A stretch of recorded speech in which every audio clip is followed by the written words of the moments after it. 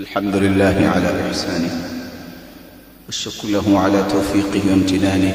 أما بعد، رب تعالیٰ کو، زمانے کو، ہوا کو، کائنات کی سب سے اعلیٰ عرفہ ہستی محمد رسول اللہ صلی اللہ علیہ وسلم کو اور ان کے اصحاب الاخیار کو گالی دینا جائز نہیں ہے. چھٹی گالی، والدین کو بھی گالی دینے سے بچو.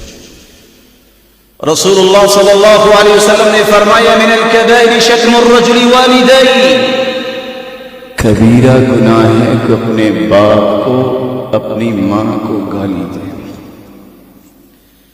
آپ نے گالی کی تعریف سن لی ہے. قبیح گفتگو کرنا بھی ماں باپ سے گالی ہے. صحابہ نے سوال کیا وَهَلْ يَشْتِمُ الرَّجُلُ وَالِدَيْهِ، اللہ کے پیارے پیغمبر ایسا بھی بدبخت ہے جو ماں باپ کو گالی دیتا ہے؟ آپ نے جواب کیا دیا؟ يَسُبُّ أَبَا الرَّجُلِ فَيَسُبَّ أَبَاهُ يَسُبُّ أُمَّهُ فَيَسُبَّ أُمَّهُ. جب ایک شخص کسی کے باپ کو گالی دیتا ہے وہ نتیجے میں اس کے باپ کو گالی دیتا ہے. جو کسی کی ماں کو گالی دیتا ہے وہ اس کی ماں کو گالی دیتا ہے. گویا کہ اپنے والدین کو گالی دلوانے کا سبب یہ بنا گویا کہ اس نے ہی گالی دی. نتیجہ کیا نکلا؟ نہ کسی کے ماں باپ کو گالی دو، نہ اپنے ماں باپ کو گالی دلواؤ. رسول اللہ صلی اللہ علیہ وسلم نے فرمایا بیماری کو بھی گالی نہ دو. ام مسیب رضی اللہ تعالی عنہ بخار میں مبتلا ہے. جب آپ صلی اللہ علیہ وسلم گئے کہتی الحمى لا بارک اللہ فیہا، بخار میں اللہ برکت نہ ڈالے، حالانکہ گالی نہیں. آپ نے فرمایا لا تسب الحمى، بخار کو گالی نہ دو، فإنها تذهب خطايا بني آدم كما يذهب الكير خبث الحديد. بخار بندے کے گناہوں کو اس طرح جسم سے پاک صاف کر دیتا ہے جس طرح بھٹی میں لوہا ڈالے تو میل کچیل اتار کے لوہے کو صاف کر دیتا.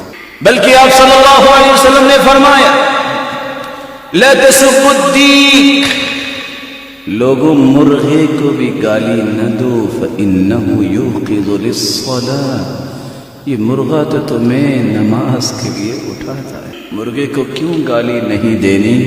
یہ اذان دیتا ہے نماز کے وقت فرشتوں کو دیکھتا ہے. مرغے کو گالی نہ دو. میں ایک آپ سے گزارش کروں گا، مرغے کو تو گالی دینے سے منع کر دیا کہ کیونکہ نماز کے لیے اٹھاتا ہے. جو واقعتاً انسانوں میں مؤذن ہو پھر صرف نماز کے لیے اٹھائے نہ بلکہ نماز پڑھائے اور نماز کے طریقے سمجھائے، اس کو گالی دینا جائے. اور آج مینٹالٹی یہ پیش کی جائے کہ جب تک مولوی رہیں گے، علماء رہیں گے، اس وقت تک کوئی جو ہے وہ بلندی نہیں آ سکتی. کیسا دین ہے؟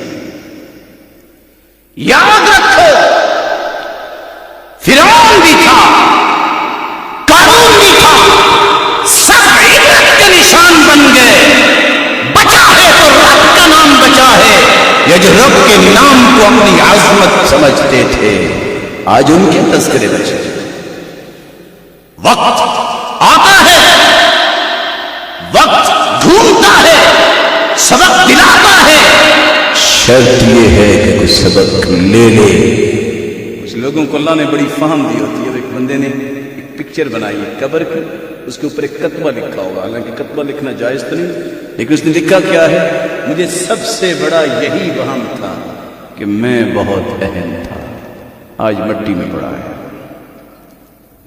یہ پہلے باتیں نہیں، یہ باتیں فرعون بھی کیا کرتا تھا اور کہا کرتا تھا ام انا خیر من هذا الذي هو مهین. اور لوگوں بتاؤ میں اچھا ہوں کہ نعوذ باللہ من ذالک یہ موسیٰ مہین جو بے وقار ہے، اس کی تو عزت ہی کوئی نہیں ہے. یہ فرعون کا ریفرنس کیا دیا اس نے جو آج بھی دیا جاتا ہے. وَلَا يَكَادُ يُبِينُ، اس کو تو بات کرنا نہیں آتی، اس کے پاس تو سیلف ریلیجنس نہیں ہے، کانفیڈنس نہیں ہے. یہ کانفیڈنس نکلے گا اگر توبہ نہ ہوئی تو قبر میں آپ کا یا حشر میں یہ کانفیڈنس آپ کا رب تعالیٰ پورا کریں گے. جس نے اللہ کے دین کو نہ مانا اور رب کے دین کو اچھا نہ سمجھا، یہ کانفیڈنس وہاں پورا ہو. اور رب نے جہنم بنائی ان لوگوں کے لیے، ایک کافر اور ایک وہ لوگ جو اپنی تربیت دنیا میں نہ کر سکے، جہنم وہاں ان کی تربیت کرے. رسول اللہ صلی اللہ علیہ وسلم نے یہاں تک فرمایا کہ تم غلاموں کو بھی گالی نہ دو. غلاموں کا ایک ہوتا ہے واقعتاً گالی دینا. میں جو قصہ آپ کے سامنے پیش کرنے لگا ہوں وہ ہے ابو ذر رضی اللہ تعالیٰ عنہ. بلال رضی اللہ تعالیٰ عنہ کا رنگ کیسا تھا؟ سیاہ. صرف ایک مرتبہ ابو ذر نے اتنا ہی کہا یا ابن السودا، اور کالی ماں کے بیٹے. آپ صلی اللہ علیہ وسلم کو اتنا غصہ آیا، فرمایا انک امرؤ فیک جاہلیہ، ابو ذر تیرے اندر جاہلیت ابھی تک باقی ہے. ابو ذر رونے لگے، بیٹھ گئے. روایتیں بتاتی ہیں لیٹ گئے. کہا بلال جب تک اپنی ایڑی میرے رخسار پہ نہیں رکھے گا، بدلہ نہیں لے گا، میں گھر نہیں جاؤں گا. اس کو بھی کہا عیرتہ بأمی، تم نے اس کو ماں کی آڑ دلائی ہے.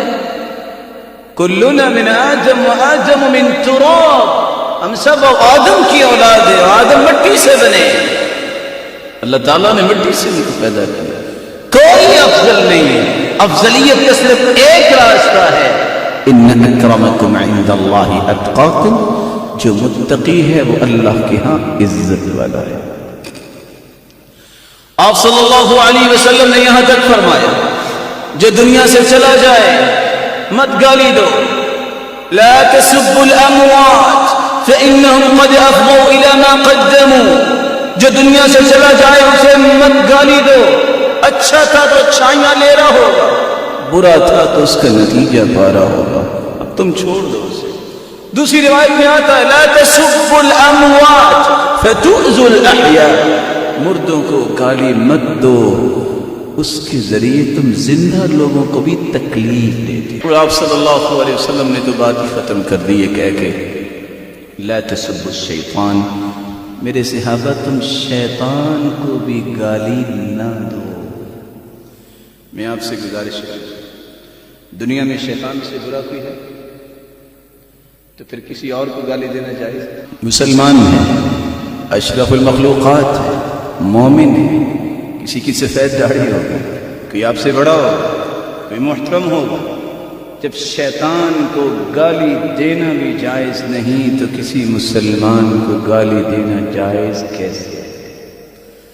اللہ سے وعدہ کیجیے، توفیق مانگیے، اللہ عز و جلال میری اور آپ کی زبان کو خوبصورت بنائے، ہمیں ہر وقت گالی سے بچنے کی توفیق عطا فرمائے، اور رب تعالی ہماری ایسی گفتگو بنائے جس سے وہ راضی ہو جائے. اور سلف سچی دعا کیا کرتے تھے اللہم اجعل بسمتی عادہ، اللہ مسکرانے کو میری عادت بنا دے. وحدیثی عبادہ، ایسی گفتگو نصیب فرما جو ایک ایک لفظ اس کا عبادت بن جائے. اور حیاتی سعادہ، ایسی زندگی مجھے دے جو خوش نصیبی اور سعادت اور بختوری کی زندگی کہلائے.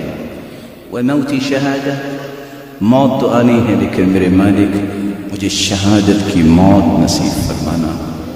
اللہ عز و جلال جس طرح یہاں جمع ہے سب کو جنت الفردوس میں جمع فرمائے اور اپنے دیدار کا مستحق بنائے.